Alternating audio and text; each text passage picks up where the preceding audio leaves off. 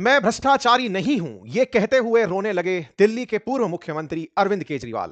पर कुल मिलाकर के जब इस बात को इन्होंने कहा, कहते-कहते ये इमोशनल हो गए। अरविंद केजरीवाल जो दिल्ली के पूर्व मुख्यमंत्री रहे, आज उन्हें निचली अदालत ने, राउज एवेन्यू कोर्ट ने सीबीआई के द्वारा दायर मामले में पूरी तरह बरी कर दिया। अन्य 23 आरोपी जो इन समेत हैं, उन सभी को आज निचली अदालत ने यह कहते हुए बरी कर दिया कि आपके खिलाफ कोई ठोस सबूत ही नहीं है, सीबीआई इस मामले को क्यों चला रही है। क्या दिल्ली के अंदर जो भी घटित हुआ, वो वाकई में सत्ता का दुरुपयोग था? न्याय में इतनी देरी क्यों? न्यायपालिका पूरे इलेक्शन 2024 से लेकर अब 26 तक, अब तक न्यायपालिका ने इस न्याय को करने में इतनी देरी ना की होती, उस समय ही त्वरित कार्रवाई करते हुए न्यायपालिका और जांच एजेंसीज इस मामले को जनता के सामने दूध का दूध और पानी का पानी रख देती, तो शायद जनता के पास इलेक्शन में एक बेहतर विकल्प होता कि अरविंद केजरीवाल, जिसके चलते 6 महीने से अधिक वो जेल में रह लिए, मनीष सिसोदिया 1.5 साल के लगभग जेल में रह लिए, न्यायपालिका आदेश देती है कि आपके खिलाफ तो केस ही गलत है। एक अधिकारी और उसने मुख्यमंत्री, उप मुख्यमंत्री, ना जाने कितने बड़े नेताओं को जेल भिजा दिया। किसके आदेश पर हो रहा था ये सब? देश जानना चाहता है। अरविंद केजरीवाल जी का कहना है कि ये सब किया धरा प्रधानमंत्री नरेंद्र मोदी और अमित शाह जी का है। उन्होंने दिल्ली जीतने के लिए जब किसी भी तरीके से कुछ सफल नहीं हुए, तो आम आदमी पार्टी के पांचों बड़े नेताओं को टारगेट किया। शराब घोटाला केस में दिल्ली के राउज एवेन्यू कोर्ट ने पूर्व मुख्यमंत्री अरविंद केजरीवाल और उप मुख्यमंत्री मनीष सिसोदिया को सीबीआई केस में बरी कर दिया है और कहा कि दोनों के खिलाफ सबूत नहीं है, आरोप साबित नहीं होता। सीबीआई ने साजिश रचने की कोशिश की, लेकिन उसका सिद्धांत ठोस सबूतों की जगह अनुमान पर था। यहां पर कुछ तस्वीरें निकल कर आती हैं, जिसमें स्पेशल जज जितेंद्र सिंह ने सभी के खिलाफ आरोप तय करने से इनकार करते हुए सभी को बरी कर दिया। इसी बात को मीडिया से बात करते समय अरविंद केजरीवाल जी भावुक हो गए और अपने हैंडल ट्विटर पर लिखा कि आखिर में अधर्म और अन्याय हारता है, सच ही जीतता है, सत्यमेव जयते। पर कुल मिलाकर के जब इस बात को इन्होंने कहा, कहते-कहते ये इमोशनल हो गए। इनके इमोशनल होने पर मनीष सिसोदिया जी के द्वारा इन्हें संभालना और संभालते हुए उनके चेहरे पर भी इमोशंस, भाव उमड़ आना, यह दर्शाता है कि वाकई में राजनेता जो आपके सामने दिखते हैं, उनके पीछे भी एक पूरी कहानी होती है।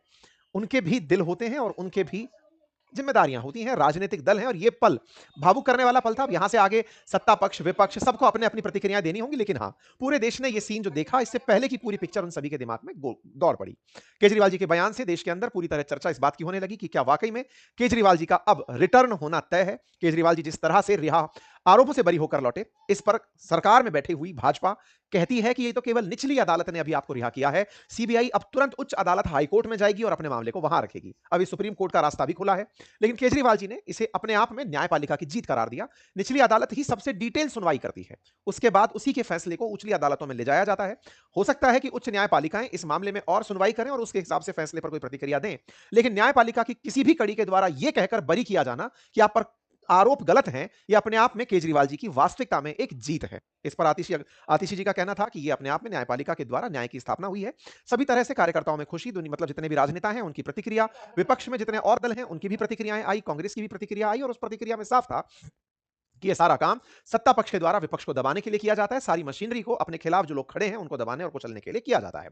दिल्ली शराब नीति के अंदर 23 के 23 आरोपियों को बरी कर दिया गया और यहां तक कि के कविता, जिनका नाम साउथ ग्रुप के नाम से लिया जा रहा था, सीबीआई को इस बात पर भी टोका गया कि आप किसी क्षेत्र विशेष का नाम इस तरह कैसे ले सकते हैं, यह अपने आप में गलत है। इस बात के लिए भी सीबीआई को टोका गया और सभी को पूरी तरह से आरोप से मुक्त कर दिया राउज एवेन्यू जिला न्यायालय के द्वारा। राउज एवेन्यू कोर्ट ने कहा कि आबकारी नीति को लेकर कोई भी व्यापक साजिश या आपराधिक मंशा नहीं थी, कुछ भी नजर नहीं आया। जहां तक बात हो केजरीवाल जी की, कोई ठोस सबूत उनके खिलाफ नहीं मिला। जो कमिश्नर थे आबकारी के, उनके खिलाफ ये सबसे बड़ा मामला यह है कि उनके खिलाफ कुछ भी नहीं था, तो उन्हें मुख्य आरोपी कैसे बना दिया।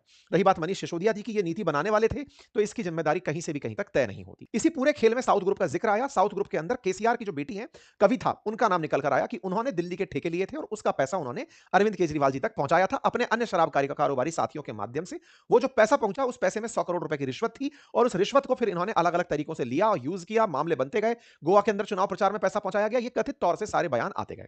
ईडी ने केजरीवाल जी को 4 महीने में 9 बार समन करके बुलाया कि आओ, आपके ऊपर मनी लॉन्ड्रिंग का मामला बन रहा है। केजरीवाल जी ने कहा 2024 के अंदर चुनाव है, आप मुझे चुनावों से भटकाने के लिए ये काम कर रहे हैं। अरविंद केजरीवाल जी इस मामले के लिए हाईकोर्ट पहुंचते हैं, उच्च न्यायालय से मांगते हैं कि साहब मुझे अंतरिम राहत दीजिए, क्योंकि इस तरह से मुझे बार-बार समन किया जा रहा है। हाईकोर्ट यहां पर समन के ऊपर उन्हें राहत देने से इनकार कर देता है। जैसे ही इनकार करता है, ईडी शाम को ही इन्हें गिरफ्तार करने पहुंच जाती है। यह घटना मार्च 21, 2024 की है। ईडी की टीम केजरीवाल जी के घर पहुंचती है और उन्हें गिरफ्तार करके अपने साथ ले जाती है। है। मतलब कुल मिलाकर मनी लॉन्ड्रिंग मामले में इनकी गिरफ्तारी मार्च 2024 में हो जाती है। चुनाव का दौर, राजनीतिक पार्टियों का विमर्श, सब चीजें एक तरफ चल रही हैं और दूसरी तरफ पार्टी के एक बड़े नेता मनीष सिसोदिया पहले से जेल में हैं और अब मुख्यमंत्री जेल में चले जाते हैं। दो ही बड़े नेताओं के दम पर आम आदमी पार्टी का चेहरा बना हुआ था, बाकी अन्य नेता सहायक कलाकार थे, सब धीरे धीरे अब ढहाए जा रहे थे। सुप्रीम कोर्ट के द्वारा अंतरिम बेल की राहत दी जाती है मई में, लेकिन किसी एक मामले में दी जाती है। अगर सीबीआई में तो ईडी पकड़ लेती है, ईडी में देती है तो सीबीआई पकड़ लेती है। कुल मिलाकर ये सितंबर 2024 तक जेल में रहे।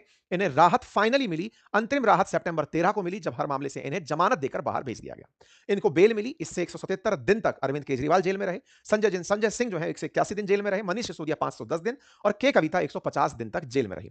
राउज एवेन्यू कोर्ट ने पूर्व मुख्यमंत्री आम आदमी पार्टी के जो राष्ट्रीय संयोजक हैं और मनीष सिसोदिया जो हैं, इन दोनों को शराब घोटालों के आरोपों से क्लीन चिट देते हुए बरी कर दिया है। कोर्ट ने साफ कहा कि कोई भी ठोस सबूत या पर्याप्त सबूत नहीं है जिस पर विश्वास की जा सके, और आबकारी विभाग के जो पूर्व कमिश्नर कुलदीप सिंह हैं उनको भी बरी किया कि भैया तुम्हें तो प्राइमरी आधार पर कैसे आरोपी बना दिया, यह समझ में नहीं आता। कुल मिलाकर कोर्ट ने अपने फैसले में आरोपियों को मुक्त करते हुए इन सभी चीजों पर टिप्पणी की और कहा कि सिसोदिया के मामले मनीष सिसोदिया को लेकर आपराधिक मंशा जाहिर नहीं होती, प्रोसिक्यूशन का मामला अदालत की जांच में टिक नहीं पाया, दस्तावेज और बयानों को साथ साथ पढ़ने पर साफ होता है कि प्रशासनिक स्तर पर विचार विमर्श हुआ था, किसी आपराधिक मंशा के संकेत नहीं मिलते, बड़ी साजिश वाली थ्योरी में दम नजर नहीं आता, प्रोसिक्यूशन की कहानी में आपसी विरोधाभास भी बहुत है। कोर्ट ने यह भी कहा और जज ने पूछा इन्वेस्टिगेटिंग ऑफिसर सीबीआई के लिए कि आपने चार्जशीट के साथ कबूलनामे की कॉपी क्यों नहीं लगाई, कानूनी राय को अलग अलग दस्तावेजों में क्यों दाखिल नहीं किया, अगर कानूनी राय ईमेल से भेजी गई थी तो उसकी कॉपी क्यों नहीं लगाई, क्या आपने खुद उन कानूनी रायों को पढ़ा?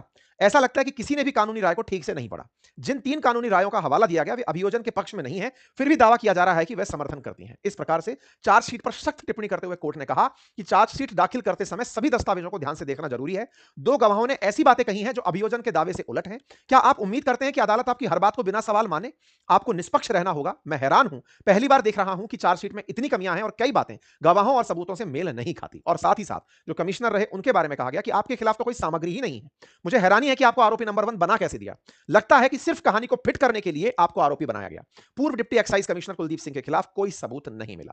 स्पेशल जज ने जांच में खामियां बताते हुए कहा कि केजरीवाल के खिलाफ कोई ठोस सबूत नहीं है, सिसोदिया के खिलाफ पहली नजर में भी मामला नहीं बनता, चार्जशीट में कई भ्रामक बातें और बड़ी कमियां हैं, साजिश की थ्योरी अंदरूनी विरोधाभासों से भरी है, बिना सबूत के केजरीवाल को आरोपी बनाया गया जो कानून के सिद्धांतों के खिलाफ है, सिसोदिया के खिलाफ ना कोई ठोस सामग्री है ना कोई बरामदगी। साथियों, इस तरह के जो फैसले हैं ये अपने आप में 2 बड़े सवाल छोड़ जाते हैं। हालांकि सीबीआई इस मामले में उच्च न्यायालय के रुख की तरफ निकल चुकी है, सत्ता पक्ष में बैठी बीजेपी अपनी तरफ से बयान दे रही है, केजरीवाल जी जनता को संबोधित कर रहे हैं। सबसे ऊपर चलो ये तो बड़े लोगों की बातें हैं, बीजेपी आज भी लगी हुई है अपनी तरफ से ये कहने में कि भाई तब ऐसा ही था तो तुमने 150 से अधिक फोन क्यों नष्ट कर दिए थे, नीति को तुरंत क्यों बदल दिया था। ये तमाम सवाल अभी भी पूछे जा रहे हैं। बोले ईडी के मामले में तो अभी रिहा नहीं हुए हो, खुशी किस बात की मना रहे हो, और अभी तो आपके ऊपर बहुत कुछ होना बाकी है। मैं इन सबसे उलट एक सवाल जो पूछना चाहता हूं वो ये है, ये तो बड़े लोगों की लड़ाई है, चलिए साहब, इसमें एक मुख्यमंत्री है, दूसरी तरफ प्रधानमंत्री बैठे हैं, ईगो की लड़ाई चल रही है, राजनीतिक द्वेष चल रहा है, और इस बीच में 1.5-2 साल में न्याय भी मिल गया। लेकिन साहब इस 2 साल के भीतर जो नुकसान हुआ, न्यायपालिकाएं कब जाकर इस प्रकार से डिलेड न्याय के चलते, कहते हैं ना न्याय में देरी भी अन्याय के समान है, तो ये जो न्याय में देरी हुई इससे हुए नुकसान को कोई कैसे भरेगा? मतलब कि किस तरह से हमारी न्यायपालिका जांच अधिकारियों द्वारा हुई गलती में केवल यह कहकर कि आईओ ने जांच गलत की थी उसको उसके ऊपर भी जांच बिठा दी जाए इन्वेस्टिगेटिंग ऑफिसर, तो क्या केवल इतने से करने से काम हो जाएगा? ये सवाल केवल राजनीतिक हितों पर नहीं, आम जन के हित में लोकतंत्र की मजबूती के लिए जरूरी है। ये तो इतने पावरफुल लोग हैं कि इनके साथ जो वकील खड़े थे वो भी देश के सबसे मुख्य वकील लोग खड़े थे। अभिषेक मनु सिंघवी जैसे लोग थे जो केजरीवाल जी का केस लड़ रहे थे। आम व्यक्ति को तो वकील तक रीच नहीं मिल पाती। ऐसे में उस मामले में क्या होगा जब न्यायपालिका अपने ही न्याय के लिए इस तरह से सवालों के घेरे में हो? न्यायपालिका न केवल इस तरह के फैसले देकर अपने मानक स्थापित करे, बल्कि इस तरह के केसेस में अगर वाकई में किसी पीड़ित पक्ष को लगता है कि उन्हें अन्याय का सामना करना पड़ा, तो ऐसा प्रबंध करे कि अन्याय करने वालों के भीतर डर बैठ जाए, रिवर्स जांच चले, तय किया जाए कि इस तरह का प्रयास क्यों हुआ, इसके पीछे कौन थे, कौन से अधिकारी इन्वॉल्व थे, ताकि इस तरह की कार्रवाई करने से पहले अधिकारियों में और आदेश देने वालों में भय का माहौल रहे। आप लोग इस विषय पर क्या सोचते हैं? अपनी राय जरूर कमेंट बॉक्स में दें। चैनल पर नए हैं तो सब्सक्राइब करें।